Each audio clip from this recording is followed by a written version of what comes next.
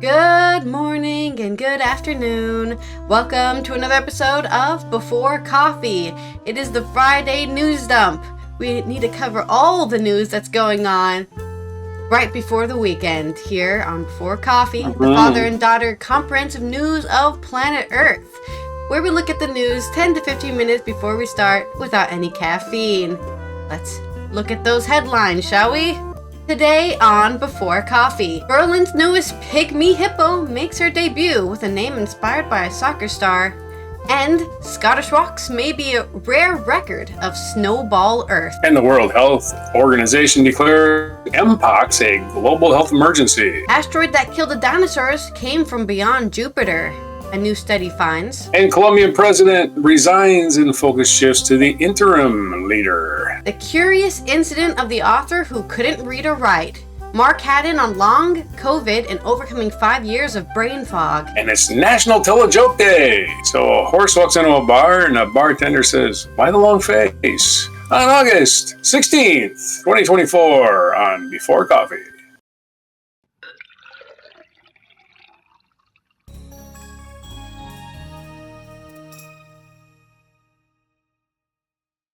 Oh, why the long face indeed? Well, I don't know. I guess hippos have long faces. They have wide faces.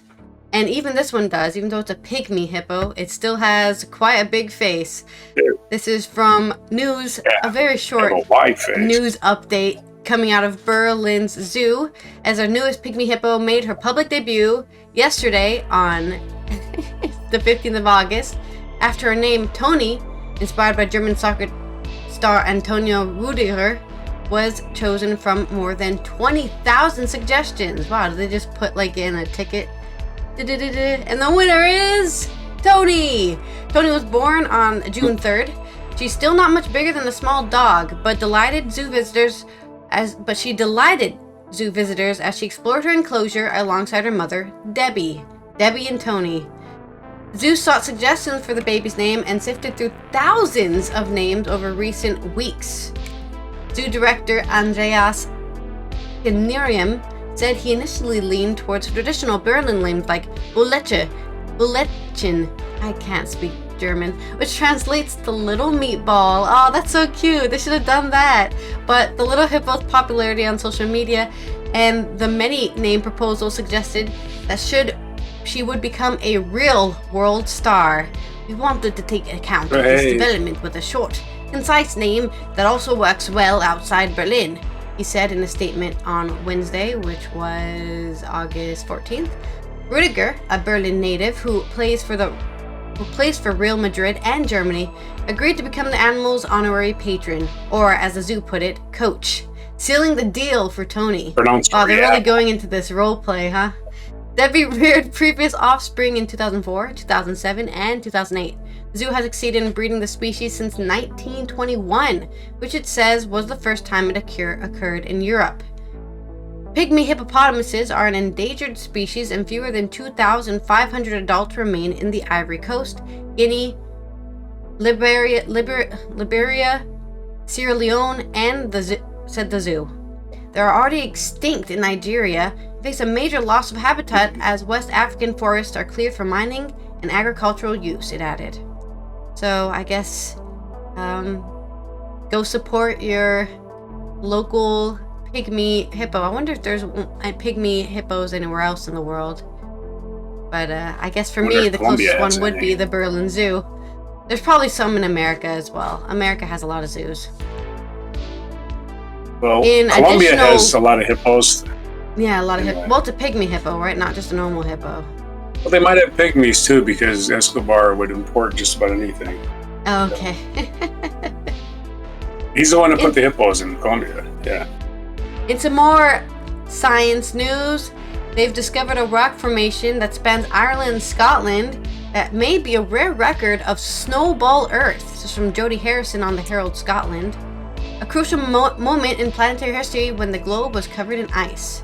The Port Oskeg Formation, which is made up of layers of rocks up to 1.1 kilometers thick, was likely to have been laid down between 662 and 720 million years ago during the Sturdian glaciation, research suggests.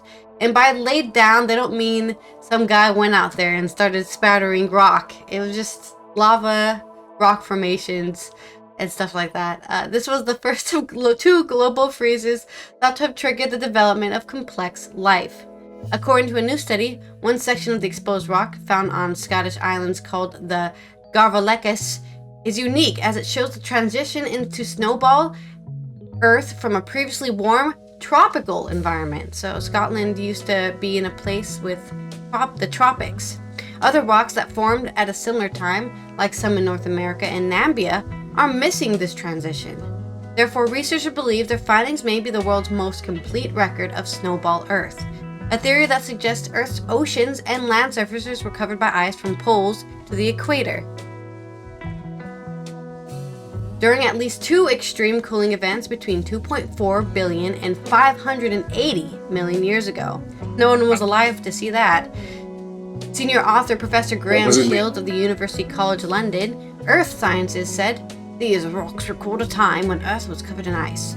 All complex, multicellular life such as animals arose out of this deep freeze, with the first evidence in the fossil record appearing shortly after the planet thawed." So there was no animals during the tropical period, right before this, but then after the Snowball Earth period, suddenly life emerged. First author Elias Rugen, PhD candidate at the UCL Earth Sciences, said, "Our study provides the first conclusive age constraints for these Scottish and Irish rocks, confirming their global significance." He explained that most areas of the world are missing the layers in rocks that record a tropical environment and mark the transition, because the ancient glaciers scraped and eroded away the rocks underneath. But in Scotland, by some miracle, the transition can be seen, Mr. Rugen said. Lasting some 60 million years, the Sturtian glaciation was one of the two biggest freezes that occurred during the Cryogenian period between 635 to 720 million years ago. For billions of years before this, life consisted only of a single-celled organisms and algae. After this period, complex life quickly emerged, with most animals today similar in fundamental ways to the types of life forms that evolved more than 500 million years ago. One theory is that the hostile nature of the extreme cold may have prompted single-celled organisms to cooperate with each other, forming multicellular life. Are you telling me I'm here because they had to get forced to cooperate together? Well, sometimes it's not too bad to cooperate. The advance and retreat of ice across the planet was thought to have happened relatively quickly, over thousands of years, because of the albedo effect. That is, the more ice there is, the more sunlight is reflected back into space, and vice versa. Professor Shields explains, the retreat of ice would have been catastrophic. Life had been used to tens of millions of years of deep freeze. As soon as the world warmed up, all of the life would have had to compete in an arms race to adapt. Whatever survived were the ancestors of all animals. For the new study, the research team analyzed samples of sandstone from Port Askaig Formation, as well as from older, 70-meter-thick Garb Eilich Formation underneath. I apologize for my Gaelic. I haven't studied since 2013. The research said the new age constraints for the rocks may provide the evidence needed for the site to be declared as a marker for the start of the Cryogenian period. This marker, known as the Global Boundary Stratotype Section Point, GSSP, is sometimes referred to as the Golden Spike, as gold spike is driven into the rock to mark the boundary, and these sites attract visitors from around the world. The study, led by UCL researchers, is published in the Journal of Geological Society of London. If you would like to read the whole entire study and all the scientific academia mumbo jumbo. Mm-hmm. That's my two stories. On to yours. In Scotland, that whole land mass that Scotland is on, the British Isles used to be in the same mountain range as the Appalachians of the United States. So and also used to be one landmass. The water actually rose to make it into an island. There's actually land right under there.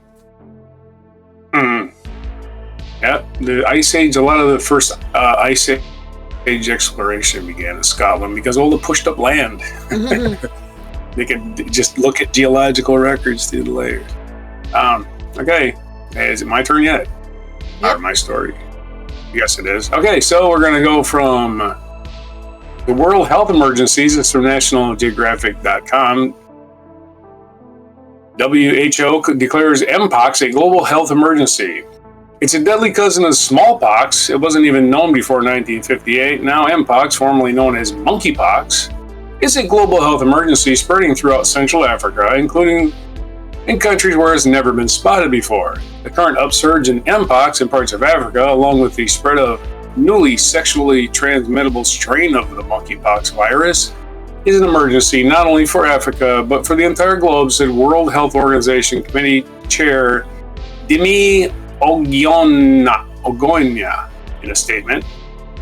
Mpox, originating in Africa, was neglected there and later caused a global outbreak in 2022. It is time to act decisively to prevent history from repeating itself. The Democratic Republic of Congo has experienced the highest number of suspected Mpox cases it has recorded in a year. Has ever recorded in a year, with more than 15,600 cases and 537 deaths. Concerningly, Mpox has also spread to neighboring countries where the disease has never been seen before, including Burundi, Kenya, Rwanda, and Uganda. In response, the World Health Organization has declared a public health emergency of international concern. But what exactly is Mpox, and why does these outbreaks have experts? Why do these outbreaks have experts more concerned than the other recent outbreaks? Here's what to know. Is it deadly? Mpox, which until recently was known as monkeypox, which people will continue to call it whether you like it or not, is a much less severe, less contagious cousin of smallpox. Because if you call it Mpox, go, what's that? You call it monkeypox, I go, yeah, I remember that. That was a couple years ago, right? Yeah. Both are orthopox viruses, a genus of 12 DNA viruses that also includes cowpox and camelpox. We're not leaving out any animal when we're naming these things. According all these to animals the WHO, having poxes, man. Oh yeah, you got pox. Don't forget chicken pox. I've had that. It is marked by a painful rash, enlarged lymph and nodes, and fever. There are two distinct genetic clades or varieties, explained Bernard Moss, a virologist at the U.S. National Institute of Allergy and Infectious Diseases, the NIAID, in a 22 interview. Clade 1, the cause of the current outbreak, kills 1 in 10 of those affected. Clade 2, the cause of the 22 outbreaks, is far less deadly with a mortality rate of less than 1%. So that's 100-fold different. A new version of the Clade 1 virus called Clade 1b has emerged in the current outbreak and motivated the emergency declaration since it may be more severe or transmissible. Children also appear especially vulnerable, as many of the cases and deaths in the Democratic Republic of the Congo. I almost said Dominican Republic. Many of the cases and deaths in the Democratic Republic of the Congo have been in those under 15 years old. Mpox is a zoonotic disease transmitted to humans by animals. First discovered in 1958 among monkeys in the Danish research lab, the virus' original name may or may not be a misnomer. Small mammals are thought to harbor the virus in African rainforests where it is endemic, but it can infect many mammals and has only been isolated in wild animals twice. A rope squirrel in the DRC in 1985 and a mangabe in Cote d'Ivoire in 2012. The actual disease's reservoirs remain unknown. Since the first known human case in 1970, when an infant boy was diagnosed in the Democratic Republic of Congo, the DRC, most infections have occurred in West and Central Africa. Early on, most were spillover events contracted from hunting and butchering infected wild animals. Rosamund Lewis, who served as the Mpox technical lead at WHO, told National Geographic in 22. Both types of Mpox can spread through direct contact with affecting animals and contaminated materials. This includes items like clothing, bedding, and towels. Yeah, cutting up any kind of raw meat is always fraught with a lot of pathogens. I don't know if people understand that humans carry a lot of viruses. Yeah. Close contact can also spread the virus between people, including by kissing respiratory droplets that spread through talking to someone who has been infected in direct contact with infectious skin or lesions on the mouth or genitals. The lesions are contagious. Little viral factories, said Angela McCollum, an epidemiologist at the U.S. Centers for Disease Control and Prevention. The incubation period is 3 to 17 days, according to the CDC. People who have Mpox symptoms are contagious until the rash has fully healed and a fresh layer of skin is formed. But until recently, the virus rarely spread beyond a few households within a community. Though this disease was characterized at least 52 years ago, we actually don't know nearly as much as we would like to, said Lewis.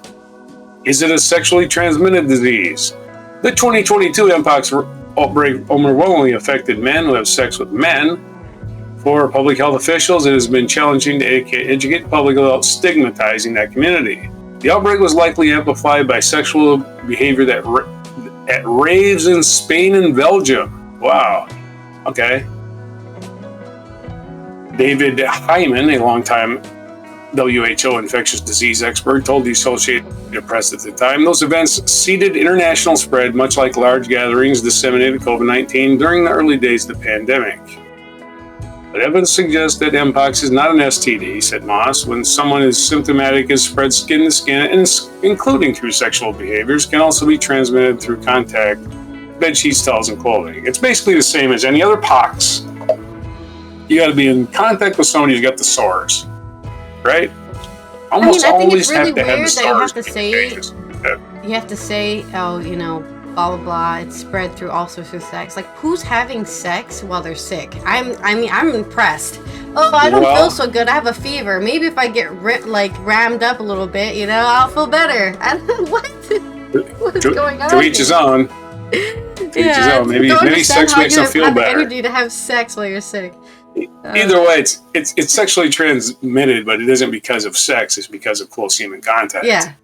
Public education is key. We don't want people to worry, but awareness is what you need to protect yourself, Lewis adds. What we need is for each person to know their risk and manage it. Are there tests and vaccines available? There are existing tests for Mpox, which involve simply swabbing a lesion. The CDC remembers testing only if you have Mpox-like rash. There are 2 vaccines currently in use for Mpox, both recommended by WHO's Strategic Advisory Group of Experts on Immunization. The U.S. Department of Health and Human Services encourages people who are at high risk to get a vaccine and, to be sure, get both doses of the 2-dose Jynneos vaccine. The good news is that the people who are already fully vaccinated who have previously had Clade 2 Mpox are expected to be protected against severe illness from Clade 1 Mpox. However, the Associated Press reports that vaccines are not widely available in African countries, the most vulnerable to vulnerable outbreaks. Well, why aren't they? Ship our stuff over there. Stop this thing. Nip it in the bud. Yeah. Come on. We're worried about people that ain't got it. We're worried about the people that might get it. The WHO's Declaration of Public Health Emergency of international concern legally allows the agency to make recommendations on how member countries should handle the epidemic. It also mobilizes funding and political support. So there's your disease news, and for Friday's news dump, back to you. Okay. Well, yeah, I also saw that news. Stay safe out there, and yeah, if you're sick, just stay home. If you got a big old scab on your arm, for being sick, you shouldn't be working there. No. I'm sorry. That's right. Okay. That's right. For our next news, more science news for me, we're looking at a study that has discovered that it wasn't a comet that killed the dinosaurs, but an asteroid. This is from the Scientific American by Lee Billings. New evidence points to a carbonaceous asteroid from the outer solar system as the culprit for Earth's most recent mass extinction. It was still millions of years ago, but it's still pretty recent in Earth years. 66 million years ago, Earth had a very bad day. A mountain-sized impactor fell out of the sky at a kilometers per second speed, slamming into the shallow sea of what is now Mexico's portion of the Yucatan Peninsula. The impact released as much energy as 100 million, not 100 million nuclear bombs, gauging at a 20-kilometer wide, 20-kilometer deep scar in Earth's crust, and unleashed monstrous earthquakes, tsunamis, and firestorms. Global temperatures plunged and food chains collapsed as planet-smothering plumes ensued. Vaporized rock blotted out the sun, driving more than half of the existent species, including the dinosaurs, to extinction. The scattered survivors that arose from the ashes included our mammalian ancestors, setting the stage for a new era of life on Earth. This planetary cataclysm remained shrouded in mystery until one of those survivors' descendants, physicist Walter Alvarez, pieced together its outline in the 1970s and the 1980s. Alvarez and his colleagues discovered a layer of debris laid down in 66 million-year-old rocks around the world that was curiously enriched with elements such as iridium, which is vanishingly rare in Earth's crust, but abundant in asteroids and comets. They eventually linked the layer's origin to the dinosaur-killing impact and its now submerged giant scar, the site called Chicxulub, which Alvarez dubbed the Crater of Doom. But for decades, scientists have debated finer details. Was the impactor an asteroid instead of a comet, and if so, what type? Where is the vastness of space had it come from, and could the telltale iridium and global mass extinction alike have been somehow homebrewed? Arising not from impact, but rather from immense volcanic eruptions that spewed rare element-laced magma from reservoirs in Earth's mantle. A study published in Science on August 15th now offers the most definitive answers yet, charting this epochal event's deep origins through extremely precise measurements of isotopes of ruthenium found in its debris. The work conclusively shows that, like the iridium and other rare elements in Alvarez's layer, this ruthenium did not come from volcanism, but rather originated from a clearly extraterrestrial source. And subtle variations in abundance between the isotopes strongly suggest that Chicxulub impactor that delivered it wasn't a comet or a run-of-the-mill giant space rock. It was John Stewart. A conspicuously carbonaceous asteroid, rich in carbon and organic compounds. Very, very much carbon.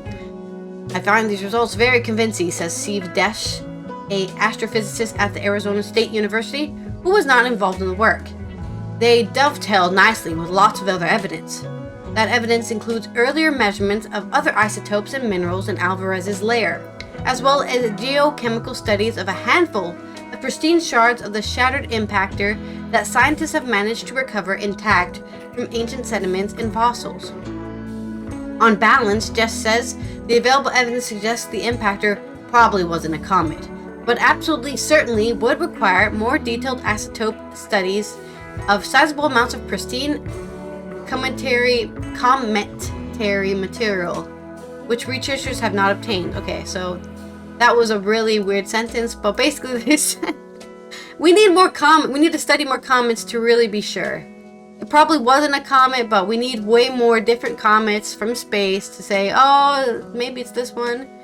The new paper interpretation is not new, says geochemist Richard J. Walker of the University of Maryland, who is unaffiliated with the work. Just a bunch of people putting in their 2 cents, chiefly referring to a 1998 study that reached similar conclusions based on analyzing an isotope of chromium. But this study presents a much more ironclad determination from Chicxulub impactor was a carbonaceous asteroid. Such asteroids are relatively rare, thought to have formed in the outer solar system beyond Jupiter before our world itself coalesced. They only reached the inner solar system asteroid belt after being hurled there en masse by orbital interactions among the giant planets more than 4.5 billion years ago, just a few million years after the sun began to shine. You can stick that where the sun began to shine. The bulk import of organic material from the icy outer solar system, scientists say, may have provided the newborn Earth with the crucial chemical building blocks of biology, as well as much of the water that now fills the ocean. In a grand, almost poetic sense, the doom of the dinosaurs and the dawn of the mammals were set eons ago by the very same processes that helped kickstart life on our planet in the first place.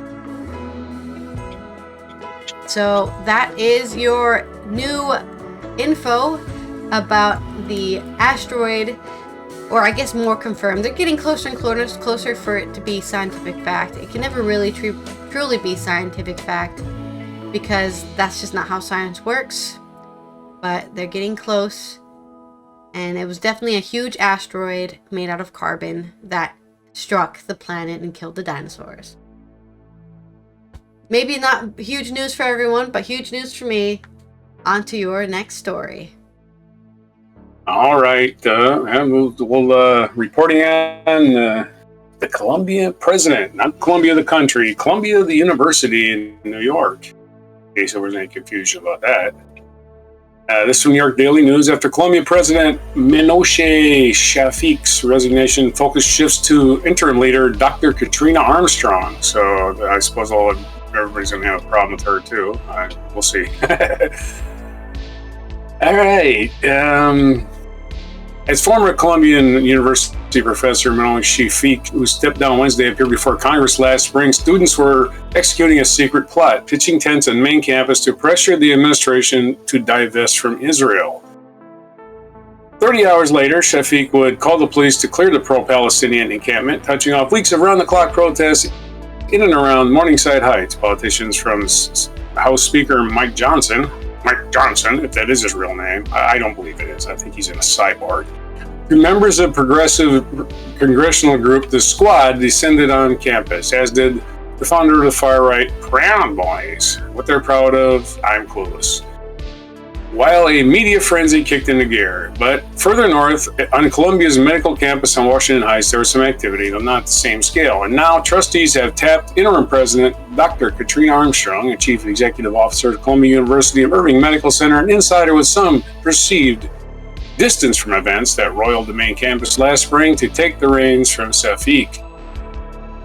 As I step into this role, I am acutely aware of the trials the university has faced over the past year, Armstrong wrote in an email to students and faculty. We should neither understate their significance nor allow them to define who we are and what we will become. Of course, this little change of leadership in world affairs is going to accomplish jack squat. So anyway, it makes people feel good that they replaced this lady. It isn't going to change anything, but hey, there you go. It's news. Also news, geographic, we can talk about geology. The active hurricane zones in California lately. It says Southern California has seen more earthquakes in 2024 than it has in 20 years. This is from any graph of sfgate.com, Bay Area News Agency. The earth has woken up in Southern California after a 20-year quiet period. The region has seen an uptick in earthquakes with the magnitude of a 4.4 trembler that jolted Los Angeles on Monday as part of its trend. This trend, despite the rattling of knickknacks and nerves, however, experts say this is normal. Since 1932, Southern California has recorded an average of about 10 to 12 sequences of earthquakes, which at least one quake of magnitude of 4.0 and above a year.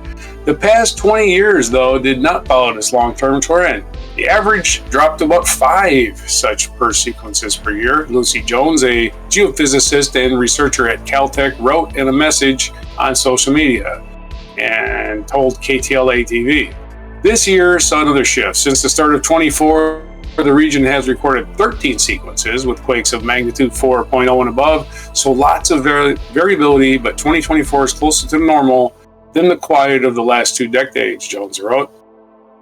Stephen DeLong, supervisor research geologist at the U.S. Geologic Survey Earthquake Science Center, told SF-Gate the recent increase in activity is a random occurrence and not an indication that the fault is behaving abnormally. I wouldn't read into this, he said. Risk is the same as it has been with lots of active faults and the potential for much larger earthquakes. This is really normal behavior, he added.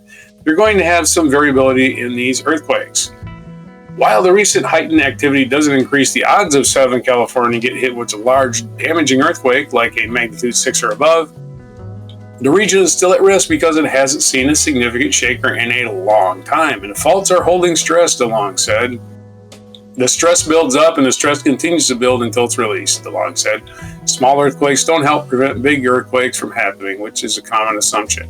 It would take hundreds and hundreds of little earthquakes to release the amount of stress that is released in a big one.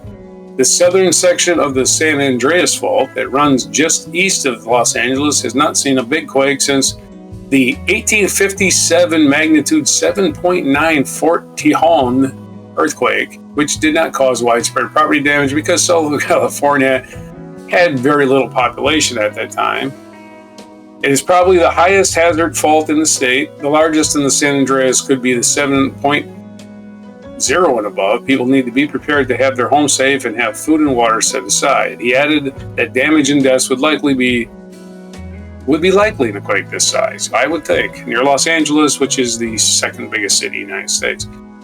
Los Angeles tends to have good engineering, but older buildings will be vulnerable to this kind of shaking. A recent magnitude 4.4 earthquake with epicenter near South Pasadena, just northeast of downtown LA, hit on the Puente Hills thrust fault system. The Puente Hills thrust fault hasn't had a big earthquake in 100 years, and that fault is a high risk, and it runs right under Los Angeles, the Long said. Jones told the Los Angeles Times that the Puente Hill fault is actually our most dangerous fault due to its proximity to a high populated area. Monday's quake did not cause significant damage, but it did provide a reminder that California is earthquake country and residents should be prepared. In Los Angeles, there are lots of faults that have a high probability of having a large damaging earthquake in the next 30 years, DeLong said. We don't know that it will occur in 5 or 30 years, but a large earthquake will occur. There's your story about the quakes and the shaking and the moving and faults. Yep. Yet again, this is another example of why people only care about earthquakes and wildfires because what? Property damage. They mentioned a lot of property damage in that story. It wouldn't affect anybody if there's nobody living there, and that's kind of the truth of it. Well, there's also the potential for a tsunami if there's an earthquake out at sea, right? Because most of the world is underwater. Okay, let's look at our culture segment here. This is about long COVID and overcoming 5 years of brain fog for author Mark Haddon. This is on The Guardian. It has been a particular and exasperating 5 years. He's a writer. He did do other things, but writing feels like his main reason for being on the planet. Thanks to a triple heart bypass, some underperforming psychiatric medication, and long COVID, however, he's been unable to write for most of that period. Much of the time, it's been impossible to read as well.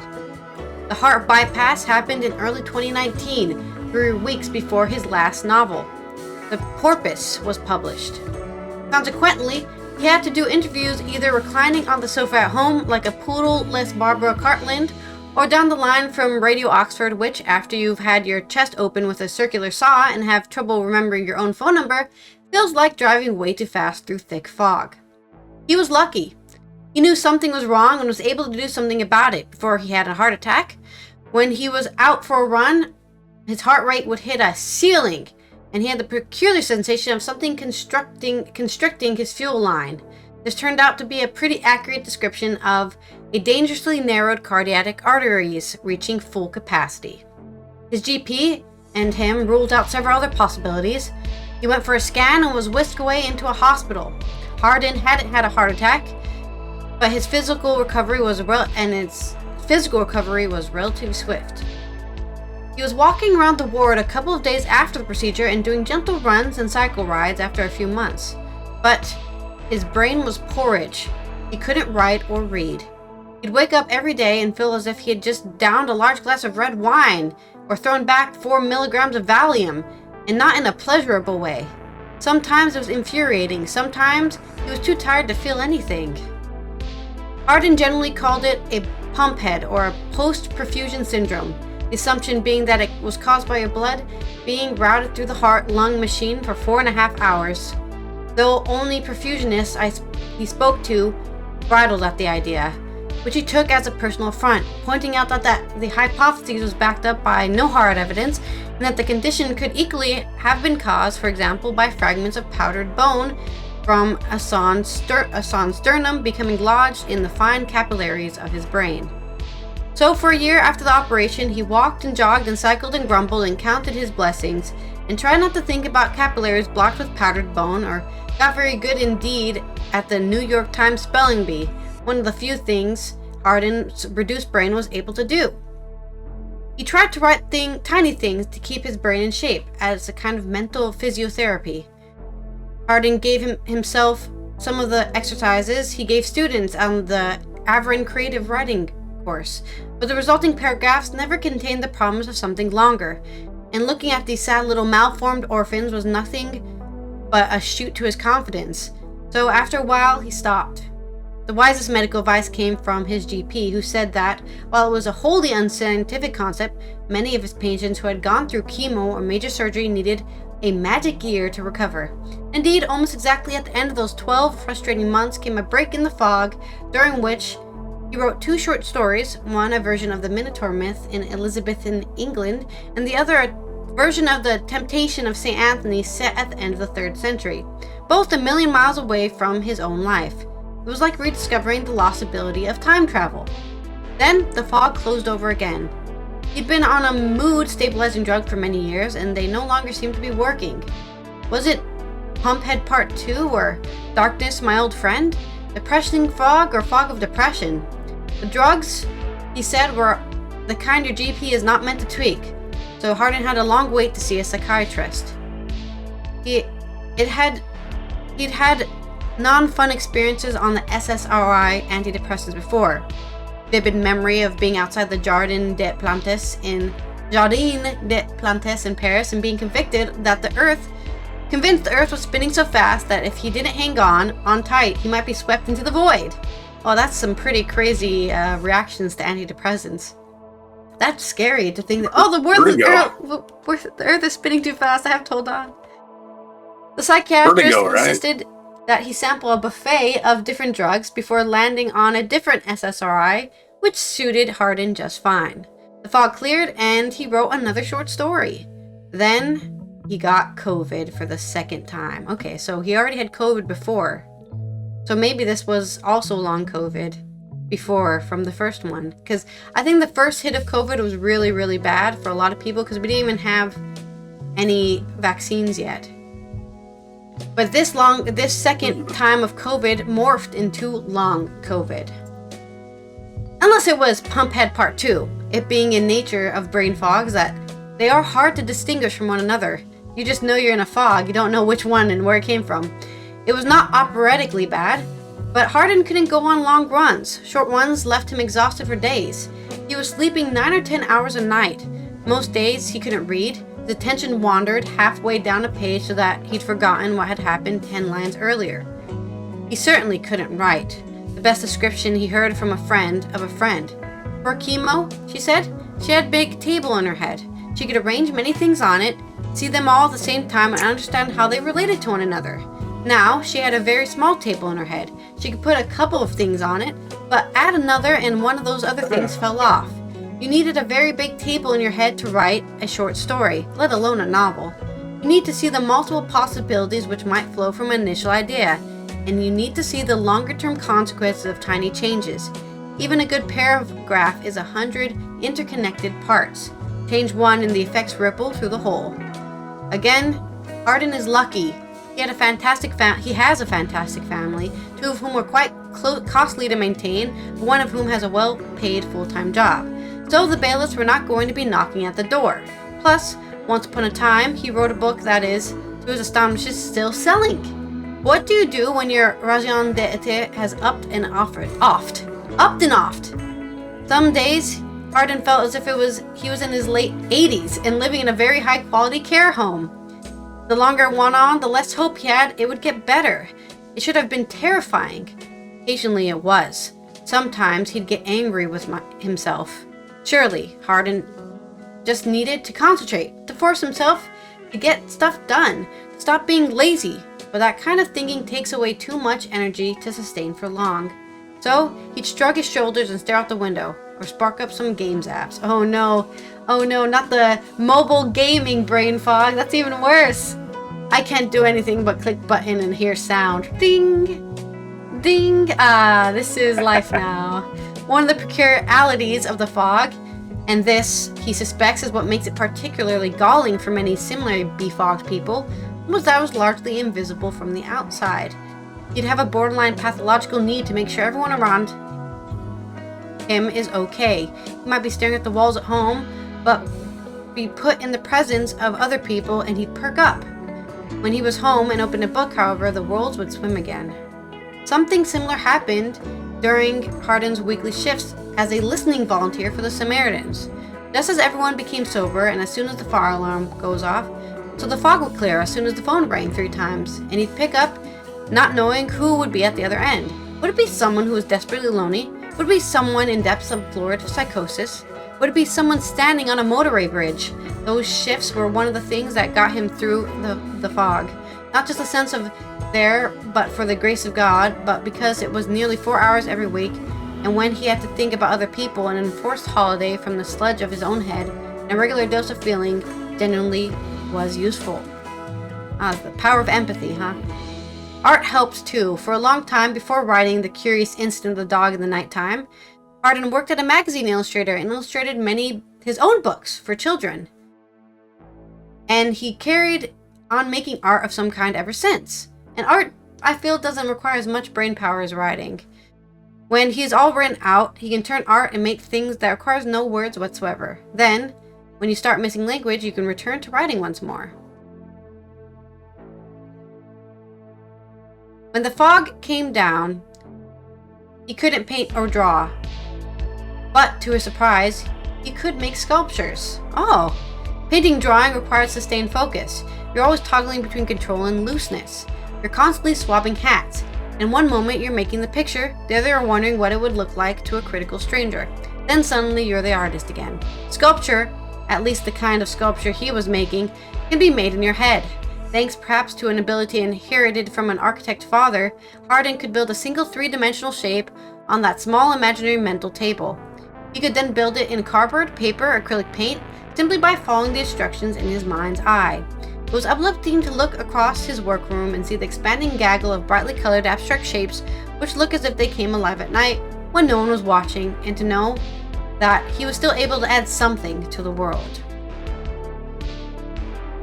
He's not complaining. He's running again, up and down the Thames, and on Shootover, and around his beloved Witham Woods, and it's blissful. Perhaps it's the simple passage of time. Perhaps the long COVID has run its course. Perhaps the effort of grinding up those hills has finally flushed the powdery bone fragment from his brain. Perhaps the planets are finally aligned correctly. He doesn't care as long as it continues. So, there is one man's experience of long COVID's brain fog and how it made him debilitated his own creative process in writing. But now he's back to it. He's been able to get through the long COVID. I felt like for a while I had this as well, but maybe I'm just old. That's kind of the problem, right? Are you just aging and you're not as fresh-minded as before? Or is it because you had COVID and you got sick and now you can't think properly? Because I feel super hyperactive more than I used to be. Yeah, I think it does some damage to your system. I don't know why it wouldn't. It probably damages your nervous system. Probably damages your brain. Probably damages your lungs. Yeah. I think it caused damage to hearts too. People were having heart attacks because of COVID. Mm-hmm. Who knows, right? I mean, maybe decades before they find out wow, so many people died from long COVID. We didn't even know, right? And of course, the denialists in this country in particular, the denialists that don't ever understand science, so they just deny it exists. They're always going to be around just saying, oh, the vaccines did it, so yeah, right. Because why should I learn anything when I just shout things down? Anyway, so this day in history, I guess. Yep. In year 963, Nicephorus II Pocus. It says Nicephorus II, or I think that's the Roman numeral 2, Pocus, or Pocus, P-H-O-C-S. Anyway, he was crowned the Emperor of the Byzantine Empire in Hagia Sophia, and the Patriarch of Polyeuctus. I wonder if that's Sofia, Bulgaria. That's what they're talking about. Maybe. Probably. Anyway, 1780, on this day, jumping way ahead, 800 years, an American force was beaten by British troops under Charles Cornwallis. Remember him? He actually eventually surrendered to George Washington. Charles Cornwallis, the first Marquis and second Earl Cornwallis in the Battle of Camden during the American Revolution. Camden, New Jersey. Now, 1814, during the War of 1812, American Brigadier General William Hull, who was with his troops at Fort Detroit, or Fort Detroit, surrendered to the British without a fight, leading to the celebrated court-martial in which he was sentenced to death. He was saved by a presidential pardon. In 1819, a meeting of radicals held by he was a William Hull surrendered to the British probably because he did a poor job defending the fort, I would imagine. A meeting of radicals held on St. Peter's Fields in Manchester, England in 1819 was dispersed with violence in an event that became known as the Peterloo Massacre. Doesn't sound good. Every time there's massacre after it. Yeah, that's never like a positive word. That's true. If the family reunion turns into a massacre, then you know something went wrong. 1888, British archaeological scholar and military strategist T.E. Lawrence, who is best known for his legendary activities in the Middle East during World War I, which earned him the nickname Lawrence of Arabia, was born in Wales. So happy birthday to Lawrence of Arabia, who died in a motorcycle crash, of all things. Really? Wow. 1913. Oh, yeah. You can verify it, but I'm pretty sure I'm accurate. You can look me up and correct me. 1913, Menachem Begin, Prime Minister of Israel from 1977 to 83, who was the co-recipient with the Egyptian President Anwar Sadat of the 1978 Nobel Prize for Peace, was born in Russia. That's right, there was no Israel in 1913. He was born in Russia, had to leave, probably because of the pogroms that were happening in those days. Did you know that a bunch of royalty died today? Did you know? 1948, American baseball legend Babe Ruth died at the age of 53, the Sultan of Swing. The Sultan of Swing died today. The King of Rock and Roll, Elvis Presley, died in 1977 on this day. So we had the Sultan of Swat. Sorry, Sultan of Swat. Did I say Sultan of Swing? That's a song by Dire Straits. Babe Ruth is known as the Sultan of Swat. And Elvis Presley also died on this day in 1977, known as the King of Rock and Roll. And do we have a queen die on this day? We did. Aretha Franklin died on this day in 2018, and she's known as the Queen of Soul. So we had a sultan, a king, and a queen die on August 16th. Anyway, back to this day in history. I just thought that was beyond coincidental, maybe? I don't know. Yeah. August 16, what royalty is going to die today? What sports, indoor, and music royalty is going to die today? 1954, the first issue of Sports Illustrated was released in a weekly publication, later changed to a monthly. I never stopped being, well, maybe it's a monthly now. It was a weekly when I was a kid. Became the leading sports magazine in the United States. I forget, it's been a long time since I used to subscribe to Sports Illustrated, back when it was a weekly. I guess it's a monthly now. I'm surprised there's even magazines anymore. Hey, yeah, I bus guess stop's so. got to sell something. Somebody's buying them. 1950. That's right. They're good to read while you're waiting for a bus or a cab or whatever the hell. Canadian filmmaker James Cameron, who is known for his expansive vision and innovative special effects, was born on this day in 1954. James Cameron did the Titanic and Avatar. 1960, the island of Cyprus became an independent public. So happy birthday to Cyprus. We covered Elvis. Elvis died this day, 1977. 2003, Ugandan military officer Idi Amin died in Saudi Arabia. He assumed the country's president in 1971 following a coup and became known as the Butcher of Uganda for his brutality. And, of course, he is known for being a cannibal, among other things. 2016, Brazilian president and sports official João Havelange, who served as president from 1974 to 1998 of FIFA, the governing body of football, world football, died at the age of 100. So this guy got to be 100 years old. He transformed FIFA into one of the world's largest, most powerful sports organizations, but was later implicated in a massive corruption scandal. Well, that's what happens when you get power. They say power corrupts. Absolute power corrupts absolutely. And we covered this 2018 American singer Aretha Franklin, who defined the golden age of soul music in the 1960s, is known as the Queen of Soul, died at the age of 76.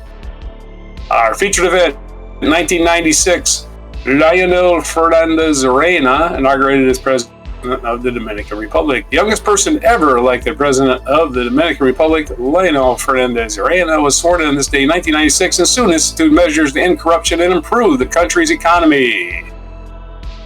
Feature biography: Madonna was born today, August 16th, 1958, in Bay City, Michigan. Other birthdays: Charles Bukowski, American writer, born in 1920. Shimon Peres, Prime Minister and President of Israel, born in 1923. That's crazy. Shimon Peres was born on August 16th, and Menachem Begin was also born on August 16th, 10 years earlier. That is really bizarre. They had the same birthday 10 years apart, and they were both leaders of Israel. I just think that's statistically ridiculous. Yeah, that's I don't know, maybe that's how they chose them. Oh, you're the same birthday. You can go next. Maybe they just they switched digits on their birth certificate, and it's the same guy. Yeah. Anyway. And it's also the birthday of Steve Carell, born in 1962. So Steve Carell turning 62 today. 62, born in 62, turning 62. That's what I'm doing also this year. Wow, I So had happy no idea birthday it to was the Steve same age as Carell. you. Didn't think he I was. thought it was younger. Yeah. Yeah, people my age well. Don't let this ugly old face fool you. I think we age well. I mean, look, Kamala Harris is older than me. Oh, is A couple she? of years. I know. Well, younger. Well, I'm sorry, younger. She's brown, just roughly though, my so age. brown, She's 2 years brown younger. don't bend, or whatever they say. Brown don't break. Make up something. She's actually younger. She's actually older than her running mate, who looks way older. Tim Walz looks like he's with somebody much younger, but he's actually younger than she is by a few months.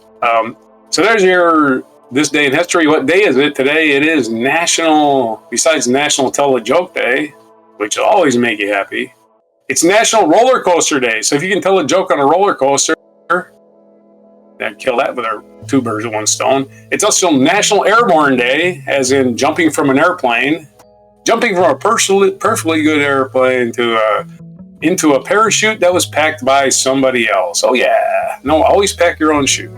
Always pack your own chute. That's what you gotta know about airborne. Don't trust anybody else to do it. It's also National Rum Day. So rum, roller coaster, and a joke, and jump from a plane, perhaps. Although that's a little bit more extreme. Probably costs a lot more too, unless you're doing it for your job, which is what airborne is. That's the Army, the 102nd, 182nd, what is it? No, the 82nd Airborne, the 101st Airborne, that's what they are. Yeah, the more famous units. So those are your dates for today.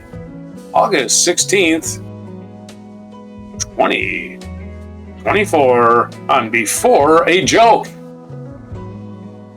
Since we don't have food today, rum seems like, wow. Joke Day, yeah. All right. This has tell been a Allison joke, here not from two, the just Netherlands, who is going to go to a barbecue later. So you have a fun Friday. Woo. We will see you on Monday for Mucking Fun Day. Oh, I did want to say that, yes, Lawrence of Arabia did die in a motorcycle accident. But the cool thing about that is that the person who tried to save his life was the surgeon who ended up inventing the crash helmet. So even though he tragically died at only the age of 46, he helped save other people's lives with crash helmets due to his the terrible and tragic waste of a loss of his death. So, anyways, and he was a hero, and he was trained with hero. Indiana Jones character too. Yeah. Yeah, he was an Indiana Jones type guy. This was a real person, not just a movie character. He was a real guy. Right, yeah. But we will see you on The real Mucking deal, Fun as they Day say. for whatever news is going to happen over the weekend. We will let you know. So make sure you subscribe, turn on those notification bells so you know when we go live on Monday. And of course, like this video if you enjoyed us ranting forever about science, really. It's just today was the science day, I think. But we will see you later.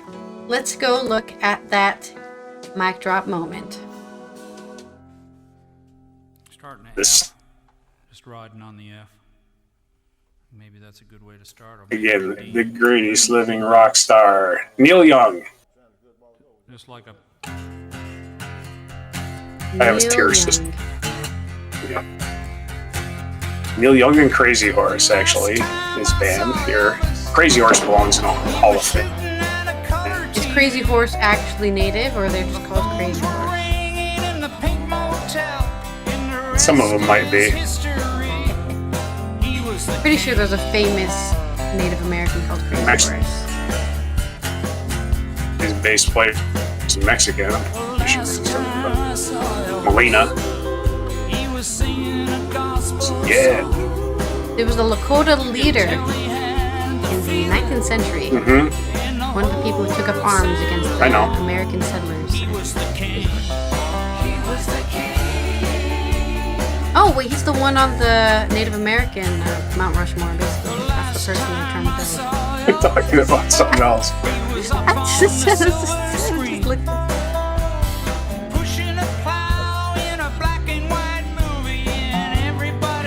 Is this footage from his films? Yeah, he made a lot of films. Yeah, like hundreds.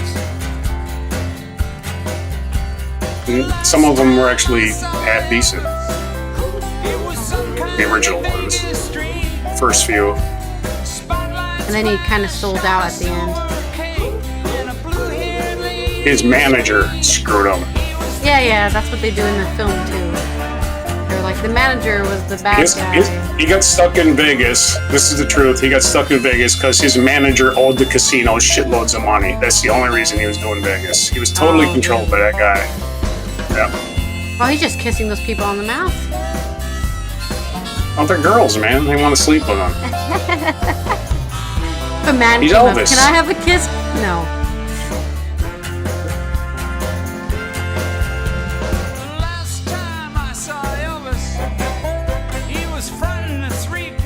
Tragic, truly. Oh, yeah.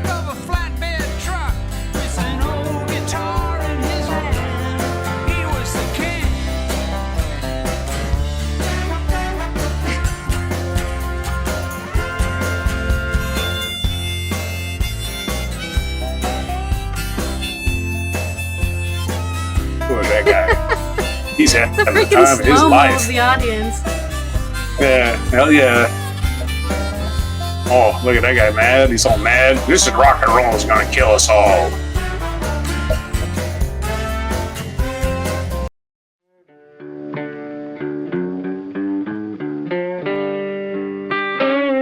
Be sure to hit the like, subscribe, and notify buttons, and follow our other channels, Toxic Alley, History of Gravy, and Scratchy Old Records.